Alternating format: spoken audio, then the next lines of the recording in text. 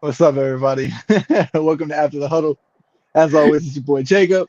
It's your boy Jared on the left there. I bet the over there wouldn't start on time. Yeah, I mean, do Look, we it ever happens. start on It time? You no, it's know, just it's like our thing. when we say 8 o'clock, it's really like 9. 8:05, 8:10. Around that. Sometimes. Yeah, around that area. We have been on time before, but especially mainly recently, it's just been more of like, nah, we're just gonna say fuck it and wing it, you know. Yeah, kind of sorta. uh, if anybody's wondering, wearing my Pittsburgh Penguins jersey. If you see that, where's on my bad on the other side, the C, that's a Sidney Crosby jersey, yes sir.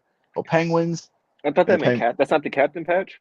Well, yeah, that's what it means. That's well, that Oh, everybody okay, knows the okay, captain is Sidney Crosby. You know what I'm saying? That's okay. the man. That's the guy. That's I the feel that. man, bro. Hold up, real quick. I gotta share it on my Facebook page.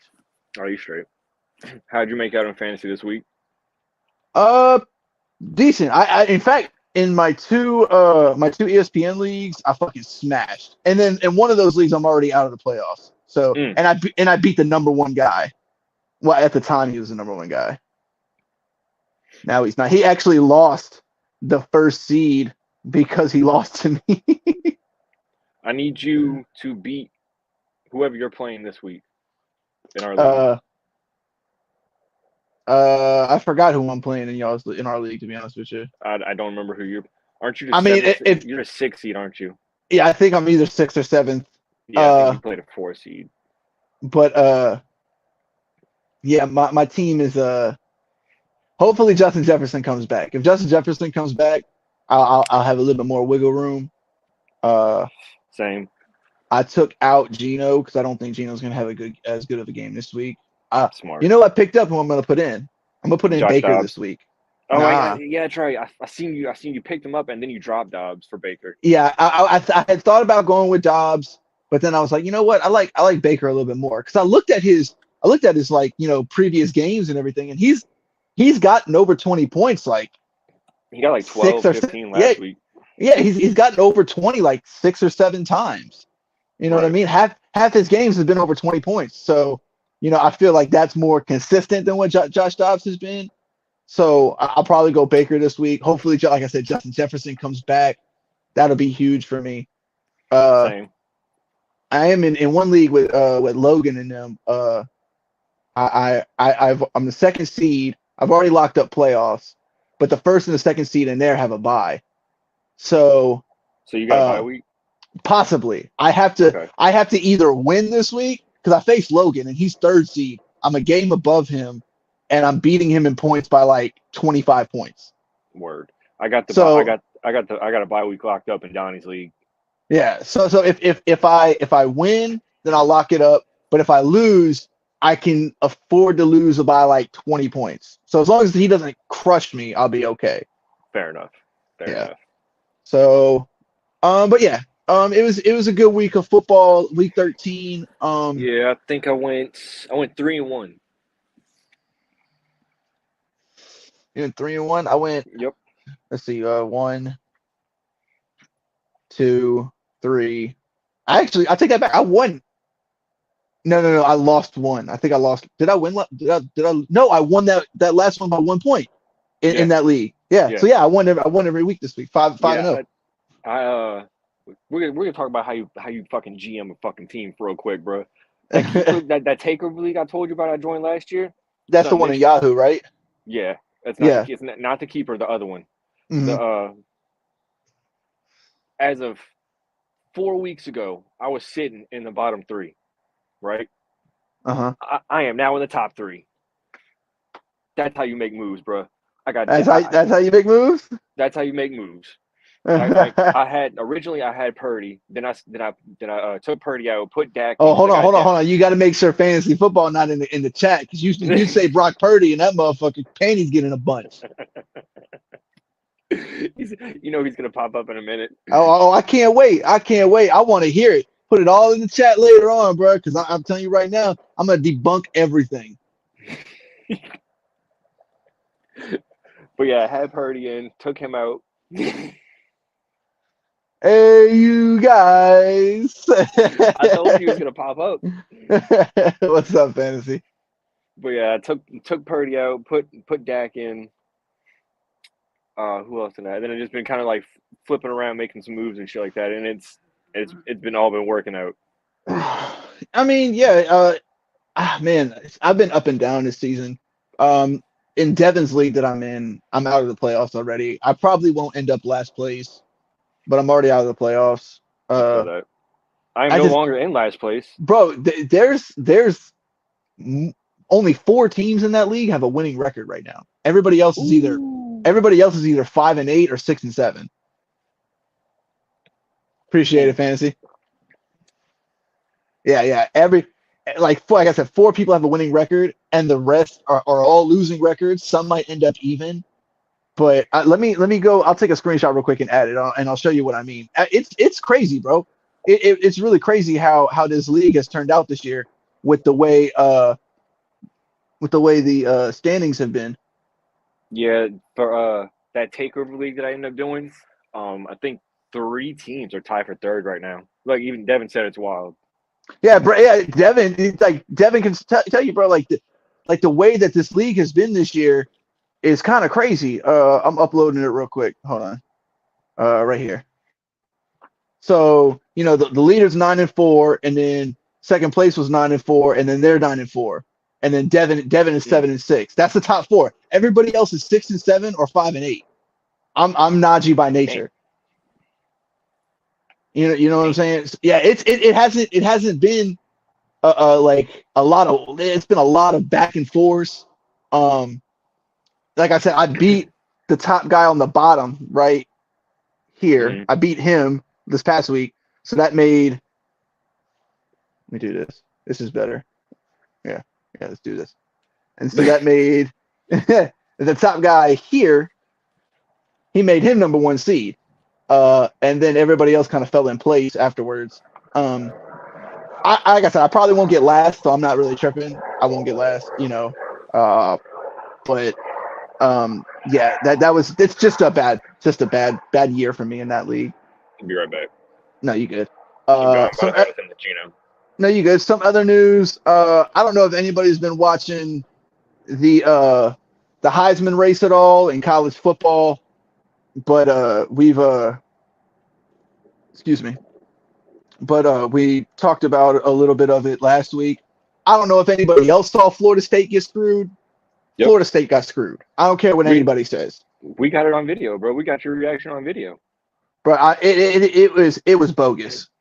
Did you? Matter of fact, speaking of reactions on video, did you see Florida State's reaction video to when they're not making the top 4? And did you see the video of Michigan finding out they had to play Alabama? Well, the only reason I think Michigan had that reaction is because they thought that Florida State was going to get it. I don't think if Florida State would have got in, Michigan would have been like, I haven't played Florida State. You know what I'm saying? Like, I don't think that would have been the case. So now I think Georgia and Florida State play each other. Yeah, Georgia and Florida State play each other. Ohio State plays Missouri in the Cotton Bowl. Fucking Liberty is playing Oregon in the Fiesta Bowl. That shit's funny as hell, in my opinion. I know Liberty went undefeated. Probably. I mean, don't get me wrong. Liberty went undefeated, but they don't play in the Power 5 conference. They don't play any kind of strong schedule whatsoever. I mean, their schedule is absolutely terrible. Compared to like what the teams look like. One of the shows I was listening to earlier, they're saying that Liberty has no idea what they're about to face on offense. Oh no! They've never seen nothing like this. So that's exactly what they said. Yeah, they've never seen nothing like this, and what they can do. So, am I surprised? No, I'm not surprised. But, it is what it is. I mean, the college, like I always say, the college football committee right now, they do it for numbers and money. Who are we going to get? Don't get me wrong. Florida State was like the 5th or 4th most watched team this year, as far as like TV numbers. But everybody knows Alabama's going to be number 1. They want an SEC team in there really bad. And then if nobody else knew this, let me go ahead and add this picture real quick. Because what the fuck? And why am I turned around? That was wild. But yeah, I have a picture that I kind of wanted to show. Where is it at? If anybody knew about this before you seeing this, you can let me know. But I didn't see this until I saw this. SEC reaches $3 billion deal with Walt Disney, drawing CBS ties towards the end. Okay, and anybody that knows Disney right now, they own ESPN, they own ABC. So you don't think that they're gonna push for an SEC team to get in? Yeah, and then especially next year because they're gonna have 12 teams next year. So half of them could be SEC teams. I'm saying, like, and then did you fucking see what was his name, McElroy? Look at this motherfucker. This he went on there talking about saying that no team. Hold on, let me get rid of the banner.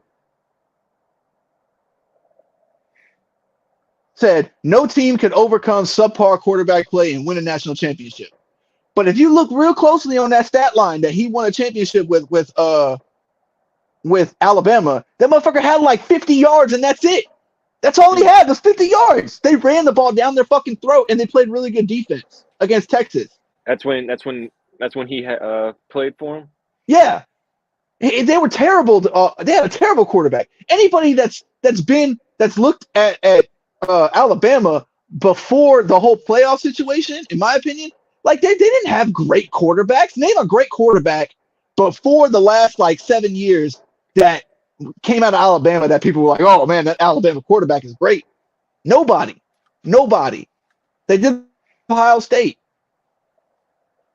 Ohio State before CJ Stroud. Everybody's had a knock on them because of the team that's built around the quarterback. You know what I mean? So I get tired of this, bro. I get tired of these bullshit picks that this committee has, and they're never consistent. And then everybody's talking about. I'm sorry. I'm just pissed off right now. No, you good. And then on top of that, then you had to sit there and say, "Oh well, look at what happened to TCU. This guy. Look what happened to TCU last year. They got blown out." And I was like, "Yeah, but they also beat Michigan to get to the championship. It's not like they got blown out in the first bowl game. They made it to the championship and lost. We didn't know that was going to happen." And on top of that, Georgia that year was fucking everybody on that defense got drafted. Damn near everybody. You know what I'm saying? Not last year's winner, but the year before. Oh yeah. You know what I mean? Like it's horseshit, Devin. It's horseshit, bro. I'm tired of this Alabama bias. It's SEC. It's not Alabama. It's SEC bias bullshit. Florida State scheduled Power 5 conferences early in the year. Played LSU at a neutral site and won. Beat them worse than Bama beat them. Okay.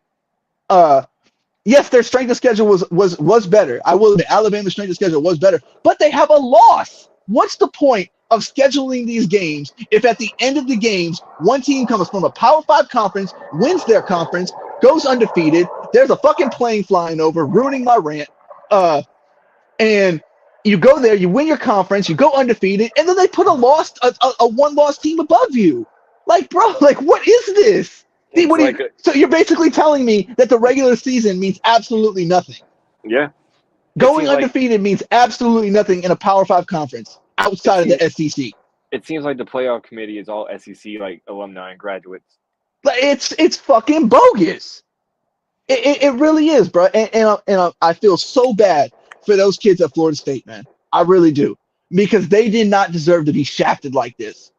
Because Alabama beats Georgia in a close game, by the way. It ended real close. So, I mean, and then they jumped 4 spots over an undefeated. Yo, they jumped 4 spots and went over an undefeated team. Miss me with that. I am fed up with this committee. I pray to God, and this would be my last thing, and then you can talk. I pray on God's green earth. I literally get on my knees at night and pray that Michigan dog walks Alabama, bro. I am praying for it. That would be hilarious. And then go ahead. I'm done. And then, well, I'm not spending long on it, but I mean, fuck, Georgia and Florida State about to take each other's frustrations out on each other. Like that's gonna be. I ain't gonna lie. I think that's gonna be a really good game. If Florida State can get their quarterback ready for that game, that's gonna be a good game. Because everybody's talking about, oh, well, they barely beat Louisville. They had a freshman starting his first start ever.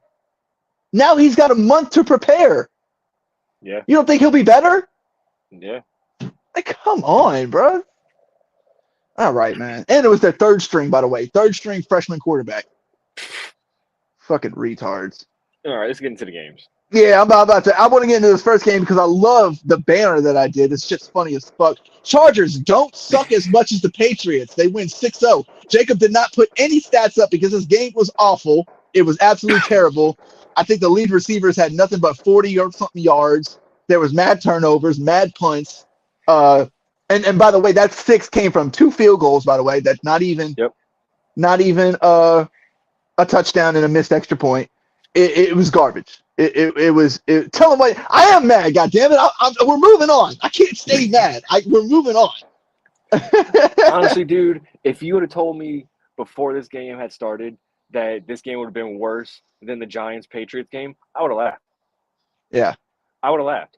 And if you would have told me that we would have held the Chargers' offense to 6 points, you would have been like, "Oh, we probably won that game then." Yeah, exactly. No. But what did it cost us? Fucking Ramondre Stevenson. Yeah, it did. That one hurt. That one hurt bad. I'm hearing they may shut him down for the rest of the year. Not only does that piss me off, but it ruins our fantasy. Exactly. It ruins our fantasy. We're already hurting at running back. Yeah, I know. Latavius Murray isn't right now. The waiver wire is so bad right now. It is, and I already know. I will say this though: if you could find Dalvin Cook in there, or trade like a 3rd round pick for just Dalvin Cook, I would do it. Considering that Breece Hall might not play, he's hurt. Yeah, he dealt with like a hamstring last week, and then they said he was dealing with a hamstring during the week last week. Was cleared Friday, played, and then hurt his ankle. So I don't even know if he'll play. So I don't think you'll be able to get Jaylen Warren. Yes, it is. Bruh. Oh, you know what we can look forward to this game tomorrow is? Absolutely fucking nothing. Yeah, I literally said that earlier. I saw the banner that you had for Thursday Night Football, and I was like, oh my God, Pats at Bears? Somebody shoot me. I do not want to watch that game. We're playing Pittsburgh. Oh, it's my bad. Pittsburgh. That's even worse. Yeah. But Jared, let me ask you. Let me ask you here. This is the question that I had. This is really for you because I don't really know as much as you do. No, it's fair. When it comes to the Patriots. So, what do the Patriots have to do to rebuild this team outside of injuries? Because we know Christian Gonzalez is injured, Judon is injured. I mean, is Judon coming back? We lost like 4 people to injury on defense last week. Yeah, and now you got Stevenson. He's hurt. So, outside of injuries, what does this team have to do to get back to their winning ways? We have to get a fucking quarterback. That's for sure. Whether I don't know how I feel about picking out 1 or 2, bro. I don't know what we're gonna do. Because a part of me wants to say, I'm gonna be honest. If y'all have the 2 slot, if y'all have the 2 pick at the end of the season, and the Bears might pick Marvin Harrison Jr. number 1, y'all will have a shot at Caleb Williams. I think either way we'll have a shot at him, even if we're at 1. You know, I don't know. You gotta hope for the Panthers to win a game. I know. That's what I'm saying. Yeah. So we're looking forward to end before it starts. It's either like what they were talking about earlier. Now I wouldn't be mad if we don't get him or Marvin Harrison Jr. I want Daniels, to be real with you. That would be. I thought he might win Heisman. And I think they got 4 up there. Marvin Harrison Jr. He's not going to get it. I don't think Bo Nix is going to get it either. It's going to be between the guy who had the best statistical season in Jaden Daniels and Penix Jr., who plays for Washington that went undefeated because he still had a good season. It just wasn't statistically better than Jaden Daniels. Since you brought up Bo Nix, I think if I heard these people right, I think Bo Nix doesn't have a playoff start until this game coming up. For as long He's as not in the playoffs. He's not in the playoffs. He's in a Oh, yeah, bowl that's game. right. They lost. If they would have beat Washington, they would have been a lot of noise in that top four. Well, my point even more. He has, as long as he's been in college, what, 5-6 years now, Never been in the playoffs. doesn't have a playoff. Nope. And I think that's gonna hurt him in the Heisman thing. Well, yeah, he's not gonna get it. Yeah. But I mean, we'll see how it goes. So y'all think y'all go quarterback with y'all's pick this year, though? I think the first round pick. That's ideal. Where we do it at, I'm not 100% sure at where we're gonna do it at. Yeah. But being 1 or 2 also means we have the 33rd or the 34th pick in the second round. Yeah. Kind of, like a late first. Yeah, it's kind of like a late first. So it's we could trade one of those picks to get into the first round to get get somebody that you really like. Yeah. Like either like the Joe I think y'all should Alt go offensive lineman. As well, that's what I was about to get at. So like we say we get a quarterback top 5, right? And say that left tackle doesn't fall out, is falling inside the top 10. We could trade back in, into the top 10 to hopefully get an offensive lineman. Mm-hmm. But I don't think we have the capital to, to do that, like player-wise also. Yeah, plus I mean, as many years as I've watched the Patriots, do they really trade like that in the draft? No. I don't really see them trade in the draft. We traded up, I think, in the first spot to get Mayo. I think that was a long time ago. Yeah, stupid long. He don't even play for. I don't even think he plays in the NFL no more. No, Gerard Mayo. Yeah, that's what I'm saying. He still plays? No, he don't play. He's our defensive coordinator. Yeah, that's what I'm saying. He's not even like playing in the NFL. Oh yeah, no, it's a while. He's our coach now. Yeah. So. Possibly our next head coach. All right. Well, let's move on to this game here. The Lions hold off the Saints 33-28. Sam Laporta had 9 receptions for 140 yards and a touchdown. Lions went up real early in this game. They were up like 21-0. I was like, oh, this is gonna be a blowout. Saints ended up coming back. They were fighting. Anybody that was at the game, they were every time Derek Carr would come off the field, they were cheering. Like whenever they were, you know what I mean? Whenever he'd come on the field, they would boo, and whenever he'd run off, they would cheer. Yep. Ouch. I feel sorry for Derek Carr. They're done with him and Dennis Allen, dude. Yeah, I thought Carr would be better than this. I really did. Yeah. I thought Carr would be better than how he's played because it's been bad. But Jared, where do the Lions rank with the rest of the league? I mean, we see them keep going up and down. Their offense is obviously explosive. I mean, we've seen them put up over 30 points, over 25 points, especially, multiple games this season. So their offense is highly explosive and can score points. But where do you see them ranked, like in a power ranking situation with the rest of the league? Do you have them like top 10? Do you have them top 5? Definitely inside the top 10. I'm just trying to think. So are we doing like just strictly like a top 10 power ranking? No, like the entire league. I'd go, San Francisco number 1. I'd still say Philly's number 2. Fair enough. Even with what happened, I still would say Philly's number 2. I think the Ravens are 3. Probably go. You would have probably go 3?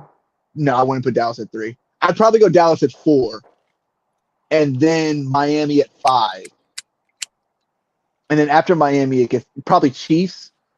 I'd probably go Chiefs after Miami. Well, I can't do that. Let me go Chiefs at 5, and then Miami at 6 because Chiefs beat Miami. So then we'll do that, and then that's where I think where the Lions fall into that 7.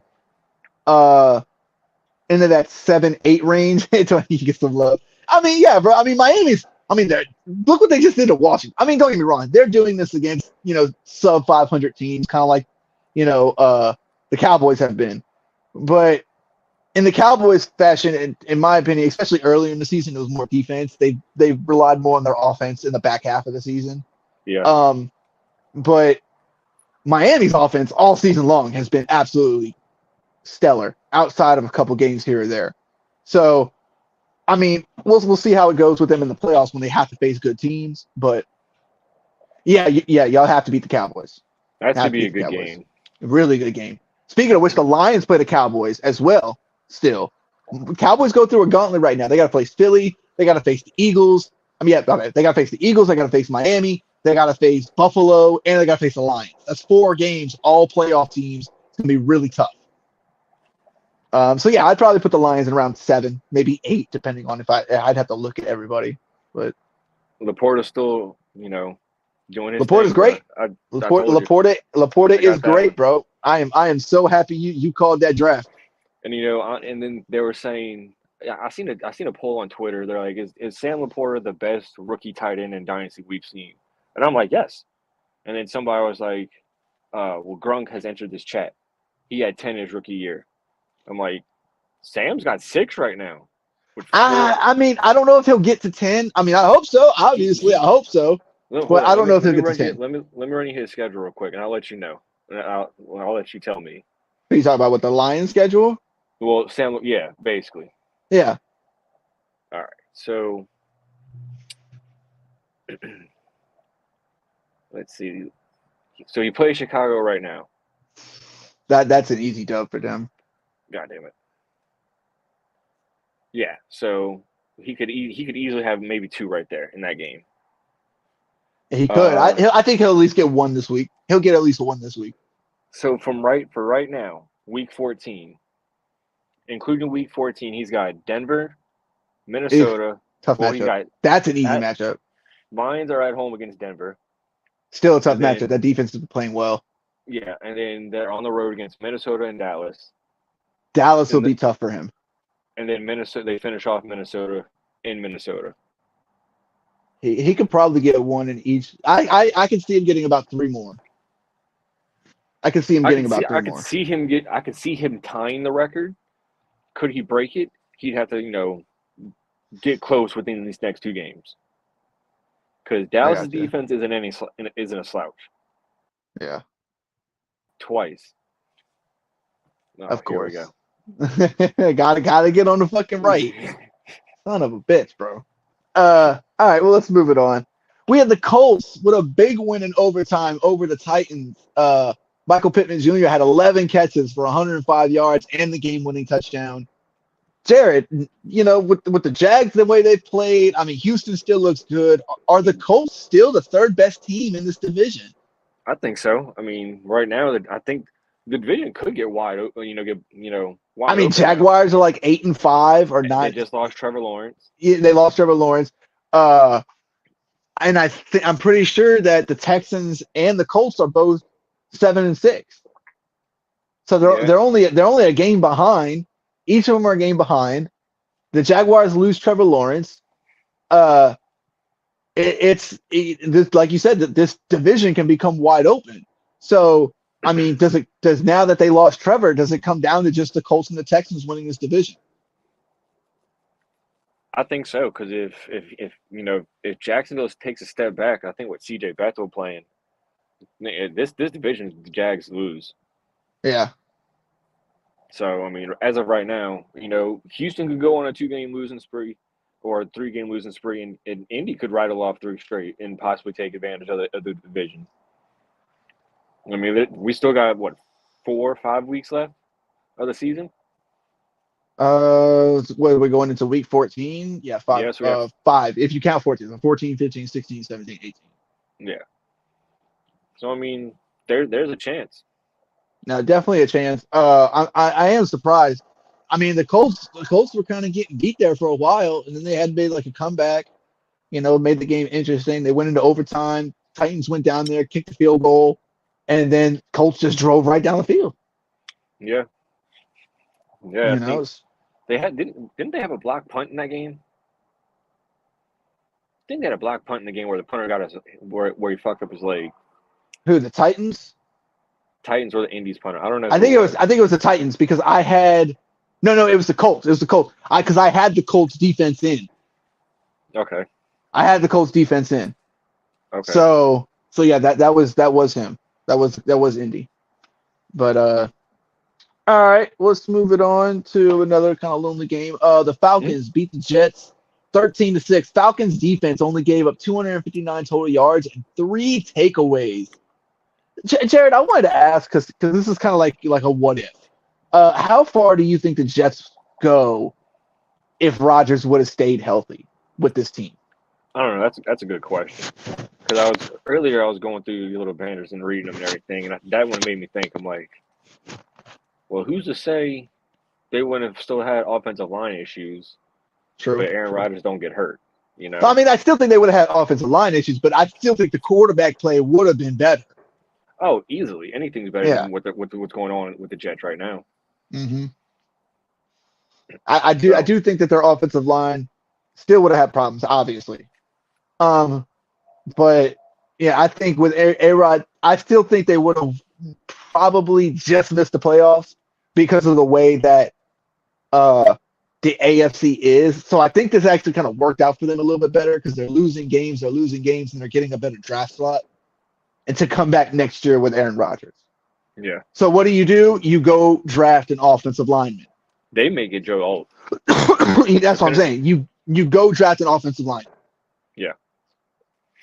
And then I don't know if you heard this, but I heard there was a talk about, depending on how this season goes and how next season goes, what happens with Robert Saleh. I think they'll give him another year. I think if A-Rod comes back, they draft an offensive lineman that produces well, and they make some noise, especially, excuse me, if they make the playoffs, there's no way he gets fired. No way. There's no way. No, that's fair. That's fair enough. Here's another idea, though. Do you draft a quarterback because Aaron Rodgers is only going to be there for at least 1, maybe 2 years? You know what I mean? Yeah. Do you draft a quarterback because you have no succession plan?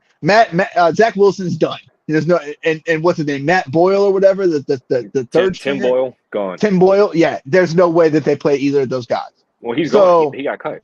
Yeah. So I mean, do you draft a quarterback or an offensive lineman? Do you push all in for 1 year, or do you still keep a backup plan after Rodgers is gone? Honestly, that makes it a better. That makes it a different thought. A tougher question. Yeah, it's a tougher question when you think about it like that. Because you can honestly, they'll have a top 10 pick easily. Yeah, definitely. So you could get a Michael Penix, Jaden Daniels, Michael. Yeah, Pratt. somebody will be available. Some quarterback will be available. Yeah, and then from there you could. I don't think they have 2 first-round picks, but depending on where they're picking in the second round, they could get an offensive tackle in the second. Or go. They need help all over that line right now. They really do. Or vice versa, because Bo Nix will probably be in the second. Pratt could probably be in the second. Yeah. So, I don't really know much about Penix, but I don't think Penix will fall to the second. But if he's there, he could get taken there. Yeah. All right, let's go ahead and move it on. We had the Cardinals upset the Steelers 24-10. James Conner had 25 carries, 105 yards, 2 touchdowns, left him on the bench, but still won. Jared, are we still gonna blame Matt Canada for these offensive woes, bro? Like this Steelers offense is absolutely fucking terrible, and Matt Canada's gone. So what's the excuse now? Well, let's see. You got Pickett, who's now down. You got Mitch, I'm not a bitch, Trubisky. Mitch, I'm not a bitch, Trubisky. That's a good one. So it'll be interesting. It'll be, I think, a rematch of last year when we played them. Yeah. So, but no, this time we won't have Mac. I think Zappy's gonna be starting. And depending on how Zappy plays, I think we should put Cunningham in and see what we got with him too. I don't understand why y'all haven't put him in to begin with yet. Anyway, I mean, it's not like y'all are gonna go to the Super Bowl. Put him in, see what you got. He had package plays for the Raiders game. He really didn't do much. No, you don't package play him. You let him get a full week underneath a game plan, and then you start him. Exactly. To see where you're at with him. Like that's still don't bogus. understand. I mean, I get, they want to experiment him with like the Julian Edelman role or whatever because he said he was open to it. But you see, our quarterback room is in fucking limbo right now. It's terrible. You go see what you got. Well, yeah, you saw what he did in preseason. Yeah. So I mean, at least give him a shot to do that. Yep. I mean, do y'all think y'all have a chance against Pittsburgh? I think we do, but it's because of our defense. It's gonna be because of your defense. Yeah. That makes sense. I mean, I could honestly see it being like one touchdown field goal game for like the entire thing. Like, Pittsburgh scores, we kick a field goal, we stop them, we kick a field goal, they kick a field goal, going back and forth. Like only one TD scored in general. I could honestly see that. Because I mean both of our defenses aren't bad. Yeah, true. So yeah, I'm not gonna blame. I'm done blaming Matt Canada. This is just on the team. There's not enough talent. No, fair enough. Deontay Johnson played terrible. George Pickens. I haven't heard George Pickens' name since like last year. I haven't heard his name since he said he wants to get freed after that negative 2-yard performance he had. Yeah, I mean he's good though. That's the problem. He really is a good wide receiver. Way better than Deontay Johnson. That catch he made last year on the sideline with that one. That was dirty. I remember. I saw that. I'm like, yo, he caught that. Yeah, I felt bad. I drafted Najee Harris in 2 spots this year, and that came back to bite me in the ass. I haven't drafted any Pittsburgh players. I ain't just picking them up off waivers. Yeah, but it bit me in the ass. Excuse me, but I mean, I don't know what it's gonna take outside of getting a different quarterback, because I don't think Kenny Pickett's the answer. I expected him to make a jump this year, and he regressed big time. Well, I mean, they need some more weapons because obviously they're done with Deontay Johnson. Yeah. After what he did with that fumble, they're probably done. Yeah. That was ridiculous. If you can get Pickett the ball, he can actually produce a little bit. Oh, in fact. And then at least try to fix the offensive line and get the run game back. Because I mean, if Najee can be like what he was his rookie year, I mean, shit, they might have something. Yeah. All right, let's move it on now. We had the Dolphins crush the Commanders. I mean, it was bad. 45-15. I called the over. I thought the Commanders would make a better game of this, though. Tyreek Hill, 5 catches, 157 yards, 2 touchdowns. Jared, should Tyreek Hill be in the MVP conversation? And if so, where do you rate him? He's got to be at least 1 or 2 right now between him and McCaffrey.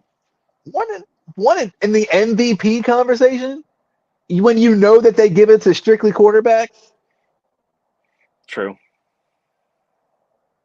I mean, I have him in the conversation, but he's like 4th.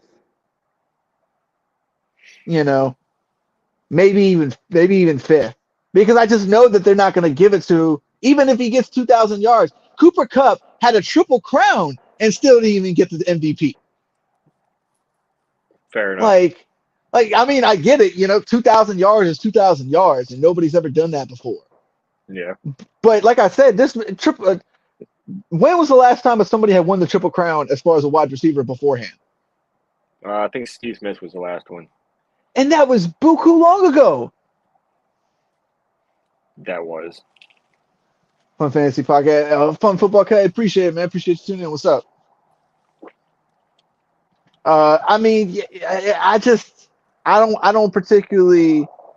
Hill should be MVP over Purdy. Yo, what is with these people in this Purdy hate, bro? What is this deal with this Purdy hate? This is crazy. We're 2 games away from that game, okay? We got 1 more game, and then we'll get to that Eagles game. And I'm going to shut y'all up on this Purdy conversation, right? Because I'm getting upset. But yeah, I do have him in the conversation. But he, like I said, he's about 4th, maybe even 5th. Because ahead you got Dak ahead of him, Purdy's ahead of him. I'd still probably put Jalen Hurts ahead of him or Lamar. outside of that, I don't. Hey, I love Purdy, but if he gets 2,000 receiving yards, he's got to get co-MVP at least. Hey, dude, now don't get me wrong. I agree. It shouldn't just be a QB thing every year. I completely agree with you. Completely agree with you. It should not be a QB thing every year. I do not and have not disagreed with that for the longest time. Because I said and you can ask this guy, when Cooper Kupp got his triple crown, I said he should have been MVP. Because nobody had done that in years. In years. And then, if I'm not mistaken, they went on to win the Super Bowl that year, Jared. Am I not right? Yep. And then what happens? He gets hurt next year, and then what happens to the team? They basically fucking implode. Yeah, because him, Donald, and Stafford went down. Yeah. And now this year, he comes back after about, 4 games, and he hasn't made too much noise, but he hasn't had to as much because Puka Nacua has stepped up, Tutu Atwell has stepped up, Kyron Williams has stepped up out of the backfield. It's been Purdy's got a ton of weapons. Hard to pick an MVP from that team. Deebo's kind of the hidden engine, obviously McCaffrey. The thing about it. The thing about I'll get into it. I'll get into it when we get to that game. I'm gonna get into it. If I start now, I'm gonna go on a rant. So I got so much to say about that Purdy situation. So much to say. But yeah, I do have Tyreek Hill in the conversation. Like I said though, I have him not ahead of Purdy, not ahead of Dak, and that's only strictly because of where I know they normally go with it. If you want me to do like my ideal MVP situation, he'd be third. Because Brock Purdy would be number 1, Dak would be number 2, and then Tyreek Hill would be number 3. But if he gets to that 2,000 yard mark, I would put him at least at 2, minimum. At least at 2, minimum. So, Jared, what do you keep doing? Hold on, just keep going. But plus when Purdy was out, Trent Williams and McCaffrey, he didn't look like an MVP, and they lost 3 straight. I mean, but one of those games was not on him. He drove it down the field and put him in position, and the kicker missed a field goal to win it. I don't really put that all on Purdy. But I mean, I still got the Dolphins playing well. They're going to make the playoffs. They're probably going to win this division with the way that the Bills have played. So I'm not surprised by where people would have him in. But he should definitely, like I said, be what's it called in the combo. All right, we got one more game and then we're gonna get to this Purdy situation. Texans win over the Broncos 22-17. Nico Collins has been a absolute fucking dog this year, bro. Yeah. 9 receptions, 191 yards, and a touchdown. Jared, we talked a little bit about with the Colts. I'm gonna talk a little bit more about the Texans with it. With the Jags losing Trevor, can the Texans overcome the odds? Because they're third in the division right now, still behind the Jags, still behind the Colts. So can the Texans overcome the odds and win this division? I mean, they could. I'm tired of make a prediction, damn it. Well, I mean, if depending on how long Trevor's out, it's a big possibility. But it also does hurt. They just lost Tank Dell, for the rest of the season. That was a huge loss for them because he stepped up, especially over the last few games. He's been playing really good ball. Yeah. I actually think either history. Oh yeah, definitely. That's what we talked about that a couple games ago when we talked about the Colts game. I actually think Indy is a sneaky decent team with a Coach of the Year candidate and Minshew's playing solid. They are. I can't disagree with that at all. They've played real solid. Pittman Jr. has played pretty well so far in the back half of the season. They lose Jonathan Taylor, but Zach Moss also stepped up and has been playing pretty well also. So you can't be mad at that. But I'm gonna be honest with you. I think the opposite. I think even with this Tank Dell situation, I think Houston still wins this. The way CJ Stroud has been playing, bro, is just honestly, he's playing on an MVP level as a rookie. And that's he's also in the conversation in my opinion, especially if they win this division. If they go and come back and win this division, imagine if they maybe only lose one more game and end up like what is that, 10-7? Yeah. Yeah, they'd be like 10-7 and win that division because the Jaguars are faltering and the Colts have played some pretty good defense. Now they didn't play good defense that much against the Titans, although they had a couple turnovers. I said 3 weeks ago he should be in the conversation. They laughed at you. Oh, that's wild. We talked about this too, David. I don't know when the last time you got to like watch us talk and everything about this, but we said the same exact shit. Like, oh the way yeah, he's been playing, he definitely should be in the conversation right now. Easily. It's not even a question about where he, like, if he's in it. You can question where he should be, but I mean I don't think he won't get it if they don't win the division.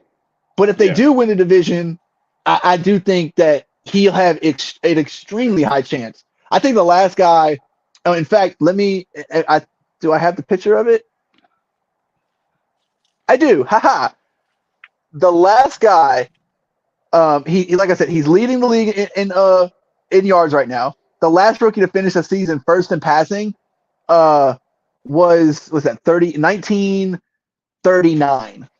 1939 was the last time a rookie led the league in passing. Davey O'Brien.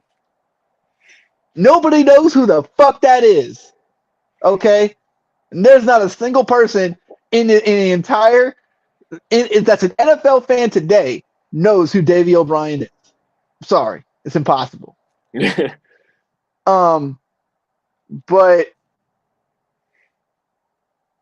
I'm not. I'll be surprised if he does win MVP. He'll definitely win Rookie of the Year. He's got that locked up. He's had it locked up for a few weeks. So I'm not surprised that he can be that way. Dell getting hurt, man. That hurts my fantasy team. I've got Stroud. Yeah, it definitely hurts. It definitely hurts. But I still think they can overcome that. I do still think they could, especially if Nico keeps playing the way he's playing. 191 yards. I mean, holy fuck! Like, the man ran 2 football fields worth of receiving yards on these guys. Yep. So I mean, it'll be interesting to see. I love the way the AFC South has played out. They have looked really good compared to what people thought they would be coming into the season. You got to give Houston, Indy credit because they made this division creditable. Really, they made it credible. But all right, let's move it on. We got a special guest. And this is the who's the special guest? Oh, David, what's up, man? What's up, fellas? How's it going? This is Chilling, our good man. friend David. This is the host of the Who Effing Knows podcast, fellas. Chilling at work, not doing nothing. So I told Jared let me on. Hell yeah. Been My trying to boy get wearing him a on hockey for the tip. longest. Man, yeah, man, you don't fuck with the hockey? Like, come on, man. Hey, if you ain't watching hockey, you ain't doing life right. I love hockey, bro. Gotta watch the Penguins. Definitely. Shout out to the Knights. Ugh, not the but all right, let's move on to this game since everybody wants to talk about it. The 49ers dominate the Eagles 42-19. Brock Purdy goes 19-27, 314, 4 touchdowns. Deebo Samuel chips in with the 4 receptions, 116, 2 touchdowns. Guys, I mean, it's been everywhere. Everywhere I've looked, I've been asked this question. Everywhere I've seen, this has been on everybody's mind. Does Brock Purdy belong in this conversation? Let me put my drink down. Dave, since I haven't heard from you in a while, let me get your thoughts on it. What's your thoughts on the whole Brock Purdy situation? I mean, it's kind of like what we just said about CJ Stroud, right? In the conversation, how can he not be in the conversation? Right? The quarterback on the best team in football has got to be in the conversation. He always is. Should he win? I don't know. Right now, if you made me pick right now, I'll be honest with you, I might have to say Dak. I had Dak up there this high moment too. right now. Dak is up there. Yeah.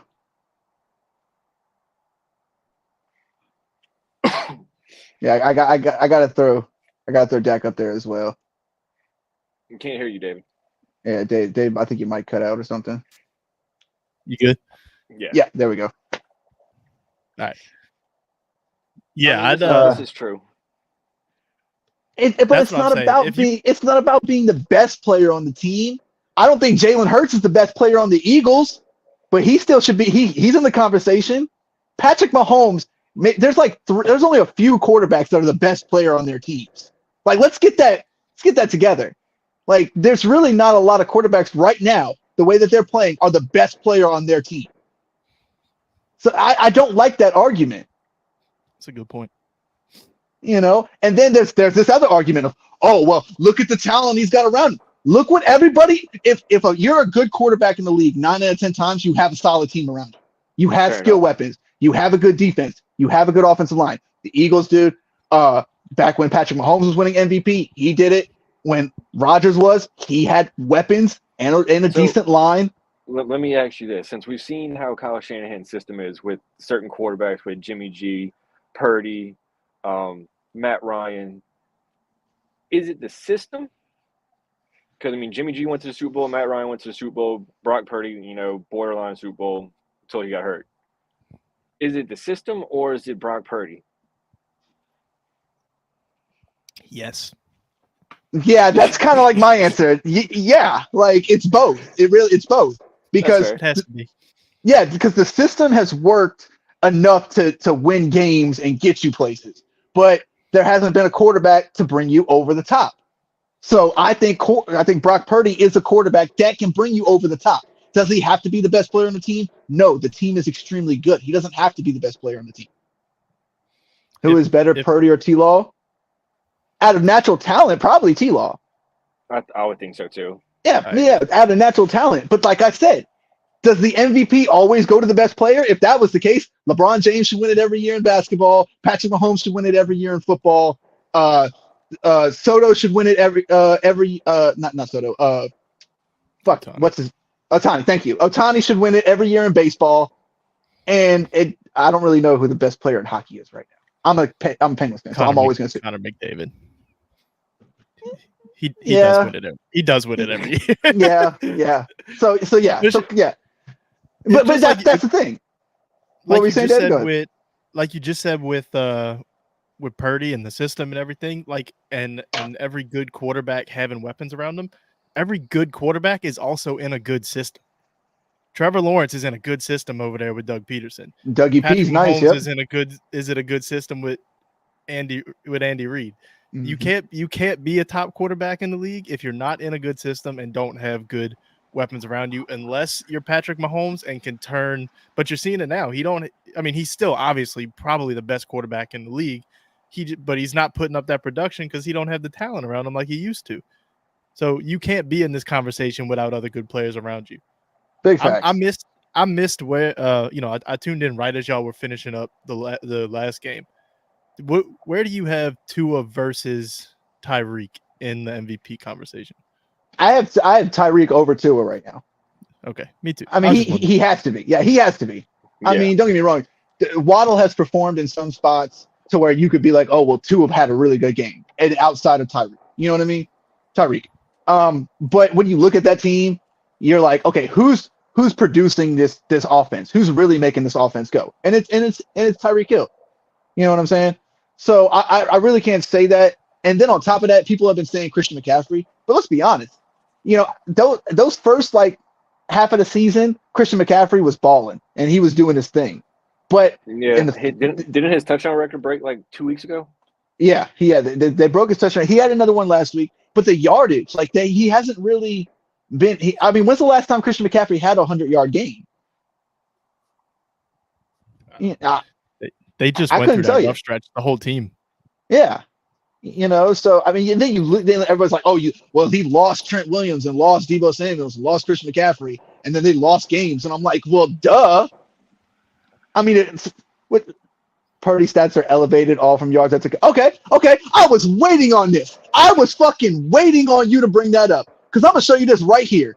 How about this? How about percentage of pass yards after the catch? Purdy this year over the last 5 MVP quarterbacks. Okay, Brock Purdy. Yards after the catch has been 48.6. So Mahomes doesn't deserve it when he had 54 last year. What about Rodgers? 2 years, the last 2 years before that, 52 both times. Now Lamar, you can understand a little bit because Lamar doesn't have the wide receivers around him. so he has to make shit work. But then you go back to 18, and Mahomes has more than Purdy. So you mean to tell me that Mahomes, Rodgers, none of them deserved it because they had yards after the catch? Miss me with that. That it doesn't work that way. It just doesn't. I'm sorry. But then you go back to this. Oh, he's number one in passer rating, completion percentage, touchdown versus attempts, yards versus attempts, first yards. He's first in so many categories, man. And then you throw this in. Like, you can't say it's all because of yards after the catch. That's bogus. That's not the way it has been. In fact, more than half of his yards have been through the air. So that's just not true. It's just not true. And I'm tired of people saying it. I don't think really people am. realize. I don't think people realize how many, for every quarterback, how much yards come from after the catch. Yeah, That was something people said about Breeze for years. Yeah. But Yeah, it doesn't make many, him any less of a quarterback. have you looked at his average yards per touchdown? What does that have to do with anything? What is happening? So you have a team that can get the ball down the field and into the red zone, and you're like, oh well, he's only throwing 7-yard touchdown passes. Like, what? You in fantasy is like skipping Stephen A. This shit's hilarious. It just doesn't make sense, though. That's what I'm saying. If you're going to have an argument about the guy winning MVP, at least have statistics to back it up. I have stats and research to back this up because I'm tired of this narrative. Brock Purdy is not an elite quarterback. We all know this. But at the same time, if you take him off that team and you put in a backup, I guarantee you they don't play as well. I promise you. Well, I think, isn't Darnold their backup too? Yeah. Yeah. And I guarantee you Darnold's not going to be the same as Purdy is. And Darnold was a top 5 pick. Yeah. I think top 3. Yeah, there's not a stat that you could throw out there that's going to make me believe that Purdy has not made this team go outside of Christian McCaffrey. Because, like I said, Christian McCaffrey in the beginning of the season was balling. But in the back half, he's kind of slowed down. Currently, because they get there from a huge and then a small dump test. But that's not true. I just said that Christian McCaffrey's not getting them down there. And then on top of that, we just saw the yards after the catch. Like, we saw the yards after the catch percentage. So we need to come up with the wording we agree on, though. I mean, it's MVP. like that's where he's at right now. And Vegas says the same. Yeah, I think he's currently now the favorite. Right now he is. And if they win their division, and somehow, the Philly loses a game, maybe they lose to the Cowboys. But if they lose a game and the 49ers win out and they're the number 1 seed and he's number 1 in all these categories, you mean to tell me he's not going to get MVP? I just don't see that, especially with the way they give it to quarterbacks. Yeah, I would love to give it to Tyreek Hill if he gets 2,000 yards, but they give it to quarterbacks every year. It's not going to happen. You can lock Tyreek in for offensive player of the year. Like that's just how it works now. Like you said, it's quarterbacks for MVPs, and that is the best non-quarterback award. Basically, that's it. Yep. No, you're right. You're absolutely right. They might as well just take out the MVP and just do like best quarterback, best offensive player. Absolutely. Yeah. Well, all right. Well, let's move on here. We had the Bucks overcome the Panthers 21-18. Mike Evans, anybody that doesn't know, 10 straight years of 1,000-yard seasons. Got to give credit to Mike Evans. He's, no matter who his quarterback has been, he's balled out. So you got to give that credit to him. What is your definition of MVP? My definition of MVP is if you take that person off the team, are they still going to be the same team? And you could do that with any of those guys. I ain't gonna lie. You could do it with Debo. You could do it with Christian McCaffrey. You could do it with Trent Williams. Because I don't think they've won when Trent Williams hasn't played. But at the same time, you could also do it for Purdy. That's what I'm trying to say. Everybody makes this team go round. But they give it to a quarterback. So if they give it to a quarterback, it's going to go to Purdy. But you know what kind of proves your argument on Purdy? All you got to do is look back at the playoff game they lost. Purdy, Exactly. They Fair don't enough. have Purdy, Yeah, and fair enough. they lose. They got play the smacked. same. They play the same team this year with Purdy, and they just wash them. Yeah. You- And then everybody's like, oh, well, if Purdy wasn't in there, why'd they give up 31 points? Because if you know football, you know that having an offense out there that can get first downs and keep the defense on the sideline where they don't get tired is huge. So, yeah, if the defense is always out there, you're going to give up points no matter how good you are because you're just going to get tired. I don't agree with this Purdy slander. And the stats back it up. Like, the stats back it up, and I'm just tired of it. But I'm actually, David's glad I'm in here because I can ask this question. Being a fan of an NFC South This team, is true. Yes, this is true.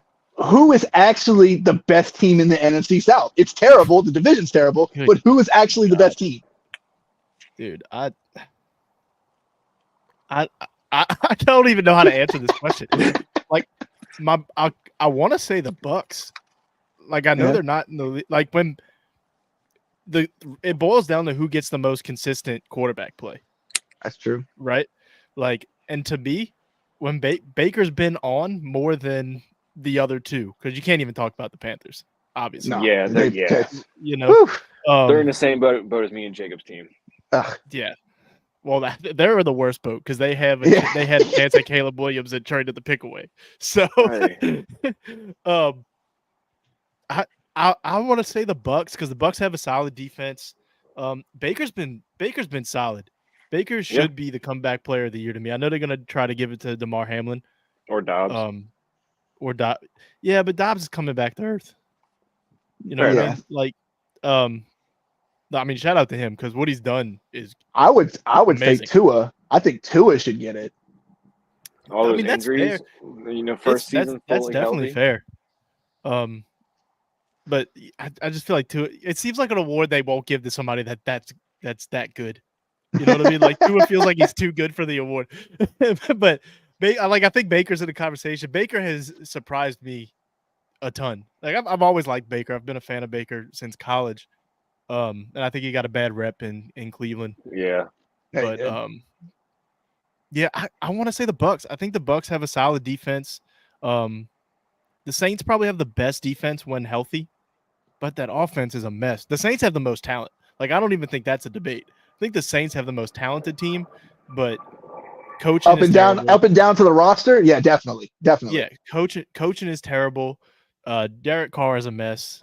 It's just like you can't count on him. We'll see what happens with Jameis, but I want to say the Bucks. I don't believe in Desmond Ridder. That's my hold up on the Falcons. No, I don't that's believe fair. in Desmond Ridder. I don't like how they use Bijan. I don't like how they use Kyle Pitts. That's the one that kills me. That's you all. got two generational talents on your team. Don't know how to use them. But like, it's crazy. I don't understand it. Yep. Yeah. So if you make me choose, I'm gonna say the Bucks. Falcons probably Falcons and Saints are probably 2A, 2B to me, but they're all right there. Like I don't. Yeah. Any given week, you can pick somebody else. Can y'all and that's what I was about to say. Game? Can y'all? Look, Wait, I what? need y'all let Carolina win this game this week against y'all. Because it's going to put the Patriots. It'll put the Patriots at number at the one. number Let one. them win the game. It might just happen. Like That is true. Because didn't y'all lose against them before? we struggle against Carolina more than more than any team in the division. I don't care who their quarterback is. No, we flustered Bryce Young pretty bad. We went up big, I believe, and then they made we went in the prevent. Of course, they start coming back like always, but the game wasn't as close as the score says. Yeah. I mean, I kind of agree with you, but I actually have it a little bit different. I actually have it to where on paper, like you said, on paper, I think the Saints are the best team on paper. But when the way they had the best schedule too. Yeah, but with the way it's played out, I actually have 1A Bucks, 1B Falcons, and then 3-4. That's because of the way that the defense of the Falcons has been playing. Now 2 weeks ago they kind of gave up a little bit too much, but their defense has been, I mean, not 2 weeks ago, 3 weeks ago, because they played y'all 2 weeks ago. And then they had like a 92-yard Pick six. interception return. I think that was Jesse Bates, if I'm not mistaken. Yep. They have talent on the defensive side. Calais Campbell, Jesse Bates, they have talent over there on the defensive side. They have talent on the offensive side. But like you said, I don't trust their quarterback. I don't trust. And then even when you put Heineke in, which I thought Heineke played decent at Washington, where's he at? So They at the end of the they obviously think Ritter's better than him because they went back and forth with him at one point. yeah, and that was my thing. I think that the main thing, I don't think Arthur Smith is a good coach. I just don't. I don't fair. see him to be a good coach. If That's they got fair. another coach, they would be a much better team. I think when Heineke played that game, I think they only lost. They either won or they lost by 3. I can't remember. I can't Yeah, I don't remember what remember game it was, but I remember them. They was close when he started. What's up, JC? Appreciate you joining, man. Yeah, no, I gotta agree. I gotta agree with y'all. All right, we got a couple games left here. Let's get to this Rams game. Rams stomped the Browns 36-19. Stafford went 22 of 37, 279, 3 touchdowns. If you look at the NFC playoffs right now, they're tied with a lot of teams for that last 7th and 6th spot outside of Dallas. Dallas and Philly, who are fighting right now for the NFC East. So can the Rams sneak into the playoffs with this offense that they have? Because their offense is still explosive, in my opinion. They could. I mean, they could. Yeah, I mean, health seems to be the only thing that's going to hold them back, if you ask me. Like if they got Puka, Cooper Kupp, I don't know if Higbee's going to be out this week or not. I know did he just get hurt this week or was it the week before? I can't don't remember what's remember. going on with him. But then you got Kyron Williams too. Yeah, Kyron Williams stepped up big time. Yeah, even if they don't have Higbee, as long as they got those 3, Cooper, Puka, and Kyron, and Stafford. I wrote Stafford off last year. He's still not Matt Stafford this year, right? But he's better than he was last year, and they got talent. And yeah, I mean, you can't count them out. Like I think they sneak in. I don't see why not. I think they go as far as Stafford's health can take them. Yeah, I feel that. Let me pull something up real quick. Who are they battling with right now for the last spot? It's gotta be. Well, you got a few teams. You got the Rams at 6-6, Seattle 6-6, the Vikings are 6-6, the Packers are 6-6, the Bucks are 5-7, and the Falcons are 6-6, and the Saints are 5-7. So there's a lot of teams out there that are still fighting for those last 2 playoff spots outside of the 5 spot. Well, but I mean, I just want to one point. Go ahead. This is why I don't think the Rams will make it in. Okay, they have to play the Ravens this week. They'll lose that game. They have to play the Commanders. I think that'll be a tougher game than they realize. They still have to play the Saints. I don't know. That's at home in Los Angeles, so we'll see. They got to play the Giants. Now that's a win, but then they got to play the 49ers. So I'm counting at least 2 more losses. And if they lose one of these Commanders, Saints, and Giants games, I don't think they find a way in. That's fair. Yeah. I mean, it also help. It may also help that San Francisco and Seattle play each other this week again too. So if San Francisco wins, that Seattle's 0-2 in the division off rip. So that might help their chances too. The Vikings get Justin Jefferson back this week too, so we'll see how Josh Dobbs can do with all his weapons. I'm so happy about that, man. Dave, I was able to pick him, man, in fantasy at the 3rd pick, and I was so happy. Nice. And then he was hurt all season long. Nice. That sucks. I was so disappointed. That team, everybody got hurt. I had Joe Burrow on that team. He's gone now. I had Darren Waller on that team. He's gone now. Justin Jefferson was out most of the year. Dude, I have another dynasty league that I've been in for like 6 years now. I took this team over, and it was in pretty bad shape. So I started a rebuild, and this was the first year that I had a chance at the play. Like I thought I was gonna suck. Like my plan was to go into the season, suck, try to get Caleb or Drake May. Is this the one you missed by 1 point or whatever? No, I won. I ended up winning that game actually.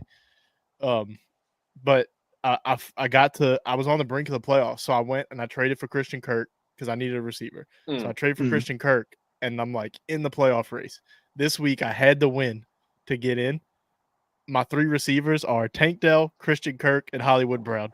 All 3 of them get hurt in the same week. Oh my god! I was like, man, this is not meant to be. that's like us in our in our 3 dynasty league. We lost Trevor, we lost Kirk, and we lost Stevenson. Yeah, that would hurt. That would hurt. I'm glad we're up in points as much as we are. But man, that's gonna hurt us in the playoffs, I think. Yeah, we're gonna end that one in. Me and Chad are gonna end that one in 5th. Do you want to answer? In fact, we play y'all this week. We play y'all this week, David. We've been battling injuries all year. We lost Cup. We didn't have Cup for most of the year. You lost Kurt. We lost. We lost Mark Andrews. Watson. Lost Kirk Cousins. We lost A-Chain. We lost. Oh my gosh. Yeah, dude, we lost a bunch, and then we had Ertz. Ertz was doing well for us for a while, but we had McBride, so that was all right. Do you want to ask him the question about the points, Jake? About the payout? Oh yeah. I was telling Jared, I was like, do we even have to pay the 200 if we know we're gonna be the number 1 scoring team? Everybody's gonna give me that money the last week of the season. I know how it's gonna go. It's the same as every other league.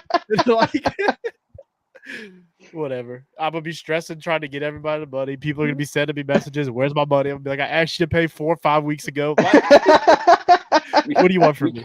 We kind of think we have it wrapped up for the regular season thing. Yeah, as far as points go, yeah, I don't see anybody catching up with us, especially after us beating Clancy last week and taking that number 1 slot back. I thought that was huge.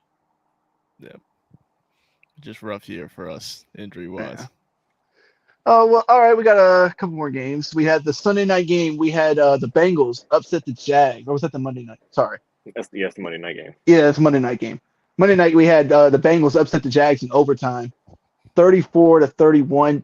Yo, Jake Browning went 32 of 37. That is absolutely insane. Yeah, 354 and a touchdown. Jamar Chase 11 receptions, 149 yards and a touchdown. I mean, we asked this question when Joe Burrow went down, and everybody was like, "Oh yeah, the Bengals are done." But are the Bengals really done? It's a good question to ask because. Go ahead, Jake. I mean, it's a good question to ask. I mean, if Browning plays like he's, if he's playing like he played last night, I mean, not last night, Monday, and then shit. I mean, there's a chance they could sneak into the wild card. I mean, it's gonna be tough. You have the Texans at 7-5, Colts 7-5, Jags at 8-4. You have the Steelers 7-5, Browns 7-5, Bengals at 6-6. Broncos are 6-6, Chargers are 7-5, and Raiders are 7-5. I'm sorry, Chargers are 5-7, Raiders are 5-7, but I don't think either of them will get in. And then you still have the Bills at 6-6 as well. So I'll tell you what, the wild card this year, as far as those like 6 and 7 slots, are crazy open for a lot of teams right now. It feels like half the league is 6 and whatever. It's a weird year this year. I'll tell you what, the Bengals got a lot of help from their running game yesterday. Big time. They're one of the worst rushing teams this year, and to have, I mean, Mixon, I don't know that he had the yards. I think he did all right yardage wise, but he had the 2 touchdowns. He had 2 touchdowns, yeah. That helped us. Chase Brown looked really good for them last night. He's on our taxi squad. Monday night. Yeah. Is he the backup running back? Is that who that is, or is that the wide receiver? He's the backup running back. Okay, well, they also don't they have a third that they sprinkle in a little bit too. But blanking on his name. Trayvon Williams, I think. Yeah. But Chase has jumped. From what I read, Chase has jumped him. So. And if you watch that game, what's his name? The quarterback, blanking. Browning was dude, like he was making throws. Like it wasn't just like you don't luck into 354 yards. Yeah, you don't luck into 32 or 37. That's crazy. Right. Bro, imagine going a whole NFL game as a backup quarterback and you only miss 5 passes out of 37 attempts. I don't think he's getting enough credit for that. That is absolutely very hard to do. The best quarterbacks in the best quarterbacks in the league don't do that. Yeah. So, I mean, I was very surprised at how he played. Me and Jared thought that, I mean, we both said that the Jaguars offense would roll. You know, 31 points is not a bad scoring game, but your defense gave up 34. Then they force you into overtime. Like, that's tough. That's a tough loss. I'll say this too. Y'all were talking about who wins the South and are the Jaguars done. CJ Beathard didn't look half bad either. He didn't look as good as Jake Browning, but he did not look. He was not terrible. Like he's got some experience. In the past, he played in San Francisco. He did play. You're right. Oh shit, I forgot about that. Yeah, he's got he's not a. You could do a lot worse as a backup quarterback than CJ Beathard, I think. Yeah, definitely. We'll see how long Christian Kirk's out, but they got talent all around him too that can make him better than he is. From what I read, he's only. Nice. Yeah, he is nice. From what I've read, Christian Kirk that they were reporting he might only be out 1 week. So I mean, we'll see, but I don't think he'll be out longer than 2 games. Yeah. So I think the biggest problem though is that you lose Christian Kirk and you lose Trevor Lawrence, and then now they're going to rely on that run game pretty heavy. And can ETN be that bell cow? Yeah. Because now I think they're probably going to hand it off to him at least 25 times a game until they can figure out a passing game to fit Beathard's style. This is where I think he hasn't done anything all season, which has been kind of a surprise to me, where Tank Bigsby would be nice for them to finally start getting some production out of, because he's the perfect complement to ETN if he can play well. But I thought he was going to have a solid year to ETN, because I thought they were going to try to not use ETN 20-something times a game because he's not built like that. No, but he wasn't playing well. But they did start. I know ETN came in with an injury, so they did give D'Ernest Johnson a lot of snaps. So maybe you see him a little bit more too, and they just kind of hammer it, like you say. Yeah. Yeah, I mean, we'll see how the Bengals season goes. It's still a lot of football left, like you said, 5 games left in the regular season, so a lot of football left. And I can't wait to see how this wild card shakes out, because it's going to be wild. Excuse me, because I know this is like a real dad thing to say. The wild card's going to be wild. It really is. But all right, let's get to this last game, Monday Night Football. We had Sunday Night Football. Sorry. We had the Packers upset the Chiefs. 27-19. Jordan Love goes 25-36, 267, 3 touchdowns. I don't know if y'all watched one of these guys. He's a quarterback that used to play for the Packers on YouTube now. He plays Madden. He literally followed him on Twitter too. Yeah, it's like Kurt something. I can't remember his last name. But he was breaking down that Packers film, and you could literally see Jordan Love pick up on the things that Aaron Rodgers taught him with the footwork, with how he throws the ball, squaring his shoulders. He is becoming a pretty good quarterback. And the talent that they have over at the wide receiver room in the Packers, it's not bad. Romeo Doubs has come on real strong this year. I think Christian Watson still has to take a step forward outside of just being like a speedster guy. You know, they've used him more of that. But you can ask Jared, man. I was high on Jaden Reed when he came out the draft. I said that he was going to be a solid pickup for them, and he really has been. But on the flip side of this, we've seen the Chiefs defense play well most of the season. We already know what the wide receivers have been like for the Chiefs.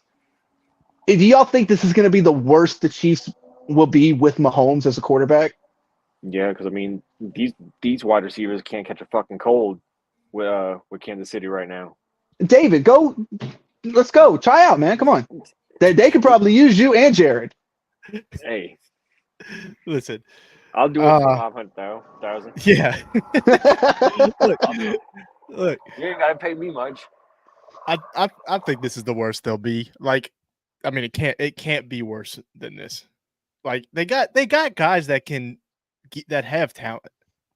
Like Sky, I don't know what happened with Sky Moore. Like, I thought he was a solid receiver, but still young, only in his second year. Rashee Rice, only a rookie.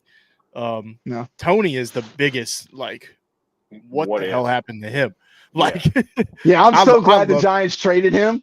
I was so glad they traded him. He was good with the Giants. I don't understand. Like, dude, he's got that like Deebo Samuel style where he can do it all, right? Yeah, not to that level, obviously not to that level. But that punt return in the Super Bowl, that kind of proved his skill point right there. Yeah. I mean, he had a touchdown in the Super Bowl. I mean, I'm not disagreeing that. Like, the movement over to the Chiefs, it was better for him. But he just didn't fit in with what the Giants were trying to do. And then he was hurt. And then there was drama. So I was like, all right, well, then go. And then he goes, and then all of a sudden he's talking shit about the Giants. And I'm like, well, dude, fuck you then. Like, I'm very glad you're gone. And now all of a sudden he hasn't done shit. And what's happened? He hasn't said a fucking word. He was good against the Saints in specific. Yeah. He killed the Saints. Yeah, he did. No, this is definitely. I was at that game. This is definitely the worst they're going to be. Like, if you're talking like from this year to next year, right? Like, I'm really talking over like the next, because I mean Mahomes is going to be there at least 10 more seasons. Yeah, like they don't have a lot of other holes. They got Pacheco and Clyde. Like, they're good at running back, and then that's another system where you can almost plug anybody in. They're going to need another tight end pretty soon, too. I was about that. That was literally about to be my next point. I don't know if Travis Kelce goes. He might go one more year, but after that, I don't see him playing longer than that. That's fair. Okay, I could see him following after Jason, because I think Jason's that's what I'm saying. Retired this year. Same. Okay. Noah Gray is not a terrible tight end either. Like, no, he's really not. So like they're okay. Like, they're okay at tight end. They'll find another, like, of the level of importance. Like, I don't know how important.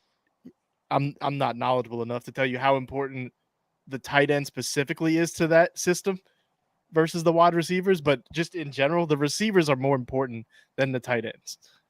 You know what I mean? Yeah. So I completely agree. They're gonna address receiver in free agency, in the draft, and they're like, they need another, like, a big wide receiver, and they need a big wide receiver, and then they need somebody that can fill that Tyreek role and take the top off. I know that's what they're trying to do with. They tried to do it with McCole, that didn't work. They tried to do it. I think that's what they wanted Sky Moore to be. Yeah, that's exactly he hasn't worked. Yeah, then they traded for MVS. Yeah, MVS, but you need somebody. You can't just have somebody that's just straight line speed. Like, that's not what Tyreek is. So they need another big outside guy, and they need another speed guy. And I think that's, like, they don't have holes anywhere else. Their offensive line is really good. What about Devin said Bowers from Georgia? If you could plug him in and he can play week 1 and be just as good as Travis Kelce. Like, honest to God, I believe that. Brock Bowers is unbelievable. But you could get him. You can. I wonder if they actually spend some money at running back, because, like, Pacheco is good, but they were in the conversation for Jonathan Taylor. They wanted him, which is ironic because they should have just drafted him in the first place. I never understood that. But, like, they took Clyde over him in the first round, and it blows my mind till this day. But that's another. Whatever happened to Clyde? Like, what happened to him? He wasn't that good. He was the product of the LSU team. Yeah. Like, if we want to keep it real, I get labeled as an LSU hater when I say this, which is true. I am an LSU hater, but like, Clyde is a fine running back, but he was never that guy. Like, if you watch in college, Jonathan Taylor was the guy. If he'd have came out the year before, he was going to be a top whatever pick, like a top 10. Didn't JT go to, what was it, Nebraska or Wisconsin? Wisconsin. One of those two. It was Wisconsin? Okay, yeah. I knew it was one of those red letter teams. He was hands down the better back. And they took Clyde because Clyde had the year with the LSU offense. And people just fell in love with him, I guess. But I don't know, man. Yeah, imagine JT on that team right now. Exactly. Oh my gosh. But see, and it's the San Francisco conversation. San Francisco didn't need Christian McCaffrey. That's another system where if they'd have just rolled with Elijah Mitchell, they may be just as good as they are right now. Honestly, like, Elijah Mitchell's a good running back. I do see the difference in explosiveness between the two. Right. But Elijah Mitchell is a sturdy, good back. But they were also worried about injuries. The injuries for him. Are you talking about Clyde Edwards-Helaire? Yeah, that's also true. Yeah, he was also hurt a good bit. My point is that they could get by with Pacheco, just like San Francisco can get by with Elijah Mitchell. But when you add Christian McCaffrey, an elite running back, it takes that offense to another level. Yeah. So I wonder. I don't know that they'll go spend big money on a running back. Like, that's probably the wrong thing to say, but who's to say they don't go draft a really good running back and take the offense to another level? Because like, they have talent everywhere, like I'm saying. Now they're just drafting to make themselves better. They're not drafting for need, really, outside of wide receiver. They're drafting to be like the rich get richer. You know what I mean? Yeah. Okay. Well, do you think that in that first round, you think they can go Corum from Michigan? Depends on the receivers that are there. Yeah. I think you have to start treating receivers like quarterbacks in the draft now, because receivers are asking $20 million a year when they come up. Yeah. So to get that fifth-year option on a receiver is huge. Yeah. I think good wide receivers is rare. Yeah. So like, if you hit on one of these guys, I think you got to start treating receivers like that in the first round. And it's easier for receivers to come in and translate to the NFL right away, I think. No, I agree. I definitely agree with that. But that leads me to, what the fuck is happening with Quentin Johnston then? Because Mike Williams has been hurt, Joshua Palmer's been hurt, he's been on the field, and he's only got less than 400 yards receiving. He's a body catcher. He catches with his body. Watch him. He's not a natural catcher. And I don't know that you can teach that. Yeah. Like, Garrett can tell you, if you that's not something that's easy to teach. Yeah, because if you're used to pulling it in, instead of going diamond, and you're definitely right. He's gonna be he's a big guy. He's always gonna be able to catch jump balls, do contested catches. But I don't and he can be a good receiver for him. Like, it's not to say he can't be a solid receiver. I think the thought was that he would be the Mike Williams replacement. That's what it was. And because he is kind of built similar, but he's not as natural of a catcher as Mike Williams is.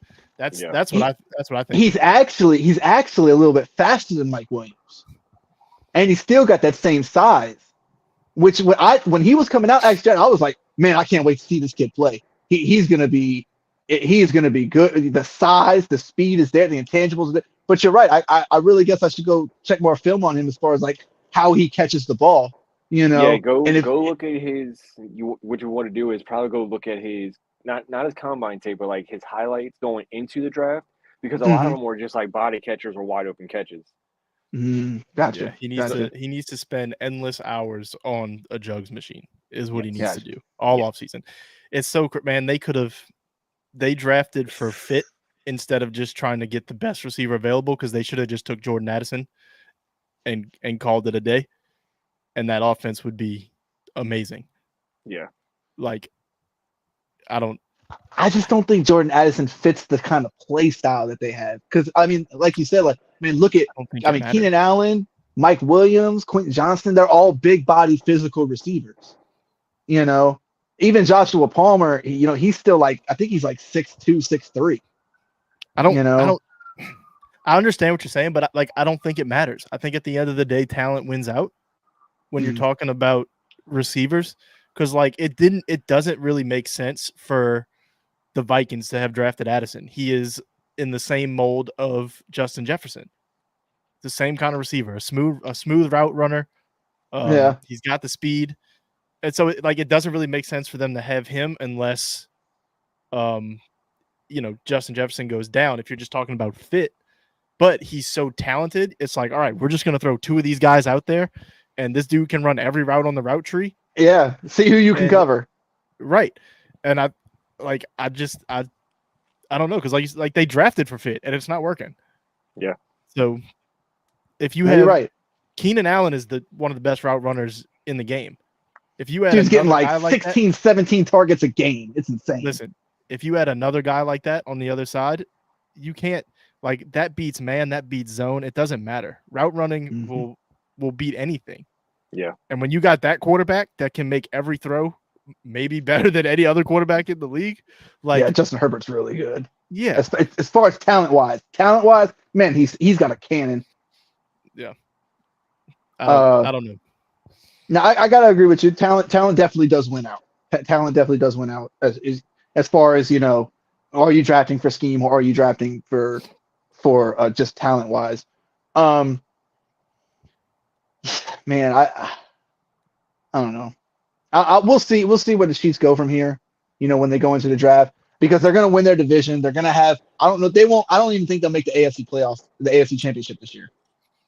That's fair. They're just a little bit too soft. I think they'll win the wild card and then they'll lose in the divisional round because they're going to be on the road most likely, and that's something that Patrick Mahomes hasn't had to deal with yet. He's never had to go on a road and win a playoff game. Yeah, the AFC is so tough. The AFC is so tough. Like it is. I know the Bills haven't looked good, and they may not even make the playoffs. Yeah. But if they get in, like you can't count them out at all. Like I mean, with the explosiveness of Miami, even with their defense, like you still can't count them out. Yeah, you gotta. Miami is all like really good, but we've seen them get stopped. Like we've seen them be shut down. Like the key to Miami for me, they have to get home field. If Miami has to go on the road, they could be in trouble. Yeah. I don't, but like we've seen it with Mahomes. If he gets in, like he's Mahomes. You know what I mean? Like he's just so. It's like it's the Drew Brees thing. It's the Tom Brady thing. Like they had teams where the team wasn't all that good around them, offensively, and it didn't matter. They went into that mode, and it was like they just go, like they just win, and you don't know how, you don't know why. And it just happens. And then you got maybe the best coach in football also. Like, I don't know, man. You can't count them out. Yeah. All right, y'all. Well, that's where we'll end it at. Thank you everybody for tuning in, leaving comments and stuff like that. We appreciate everything. Do us a favor. Go follow Who Effing Knows. Where y'all at, David? Y'all on YouTube, Facebook? Yeah, we everywhere. YouTube, Facebook, TikTok, Instagram, at Who Effing Knows, spelled KNEAUXS, the only way to spell it. You got your Twitter handle and shows handle by chance? I mean, I know it. I can just tag y'all. Yeah. Yeah, we'll tag. We'll put it in the when it goes up, edited description on the video, Jared, and put it in there. For sure. So yeah, that's what it is everywhere. So yeah. Another thing, y'all, if y'all haven't checked out the Sharps app yet, please do. It's a crazy app. It's kind of like betting for like Instagram and Facebook. You can go on there, check out people who are winning, check out people who are losing.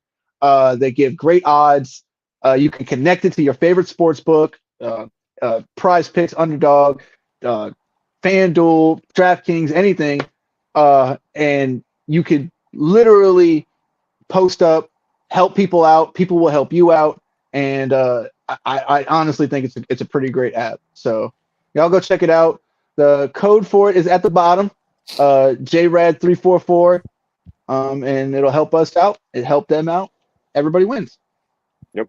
So we appreciate everybody tuning in. David, good seeing you, man. I ain't seen you in a while. So hey, thanks for letting me come on. Oh, definitely, bro. Well, definitely. I was talking to Patty at one point, trying to get trying to do a little collab and everything, to where either one of us we come over or some shit.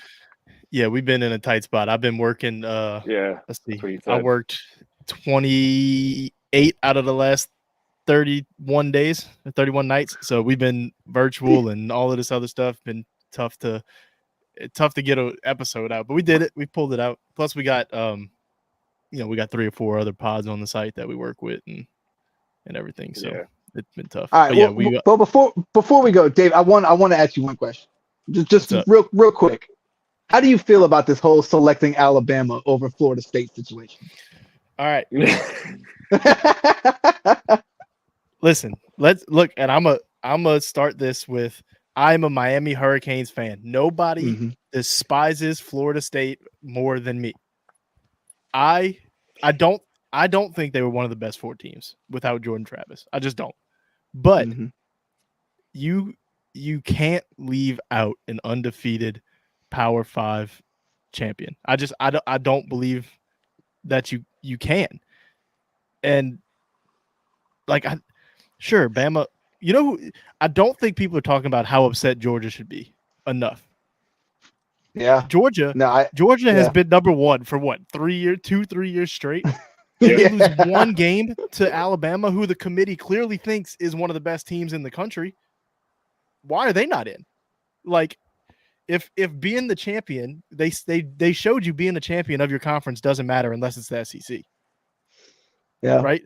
And if being a champion of your conference doesn't matter, then why is Georgia not in? Georgia should be in over. Like, I think Texas is really good. They should be. Why is Michigan in? Why is Michigan in? Who did they play? The only team that they did beat Penn State as well, and that was a close game too. And that actually came down to the wire.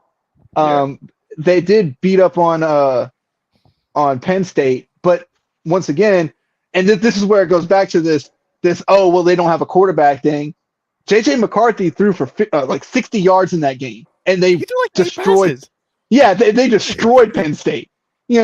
So I don't understand, and that's what I told Jared. I was like, what's the point of scheduling, out of conference teams? You beat LSU on a neutral site. Thank you. You beat them worse than Bama did. That's the thing. And like you could say they're in the ACC, whatever. They did everything that you're supposed to do to get in. They scheduled. It's not their fault. Florida sucked. Like, and you can't. The SEC wants to do this thing where all the SEC fans are like, oh, the SEC is really good, but oh, they beat Vanderbilt. Like, this isn't Florida State, but oh, they beat Vanderbilt. Oh, they beat Florida. Florida was bad. You can't pick and choose which SEC teams are good. Either the SEC is good or the SEC is bad. Pick one. My God! All I heard was, "Oh, well, the SEC is just a powerhouse over everybody else." But the ACC has a better record over them. The Pac-12 has a better record over them. The Big 12 has a better record over them. They're 6-4 against the SEC. The ACC is. Yeah. But they'll tell you it's Florida. It's this. It's these bottom tier teams. Okay. So what you're saying is the SEC isn't good. Bama's good. Georgia's good. LSU's good. Sometimes we'll count Ole Miss. Sometimes we'll count this team. Like, you can't pick and choose which teams are good. Either your whole conference is powerful or you're a top-heavy conference, which, by the way, so is the ACC. So is almost everybody right now. Dude, Louisville is a good team. Yeah. Like, I know they finished, they're going to finish whatever now. They were 18, but they got a couple weird losses. Like, Louisville was a really good team. We got, like, Clemson was bad. They got better as it went on. Like, the ACC is not as bad as when you look at the top two, 3 teams. Like, they're good teams. Yeah. The top 3 in the SEC are clearly better. Yeah. But like the top 3 in the SEC are better than probably the bottom 6 or 7 the top 3 in the ACC are probably better than the bottom 6 or 7 in the SEC. So, like, you can't do this pick and choosing of who is good. And the Pac-12 was awesome. Oregon should probably still be in. Like, I don't want to say it like I think Bama shouldn't be in, because Bama probably should be. They beat Georgia. They're good. They're still a good team, yeah, and they beat the number 1 team in the country in the SEC championship. I don't disagree with that. Right. There's just, it's tough. There's not enough spots. I just think, and they probably got it right. Like, Florida State, we'll find out, because Florida State's going to play Georgia. Yep. And you'll find out real soon whether they deserve to be in it or not. But that defense, being somebody that watches a lot of ACC football, that defense is good. Florida State's defense is very good. Their receivers are very good. Outside of the quarterback, that team is very good. And keep in mind, they had their third string out there. He's not going to be the one that's going to be playing. Third string freshman in his very first start ever. Right. Like, I mean, the second string is not Jordan Travis, but he's also not the third string. We've seen it. We've seen it. Now, granted, Ohio State, when they put in Cardale Jones, put up 40-something points in that game, and, they looked just as good. But I don't know, man. Like, it depends. Like, are they supposed to put the 4 best, or who deserves it the most? Because if you're going by who deserves it the most, Florida State should have been in. If you want the 4 best, then they probably got it right.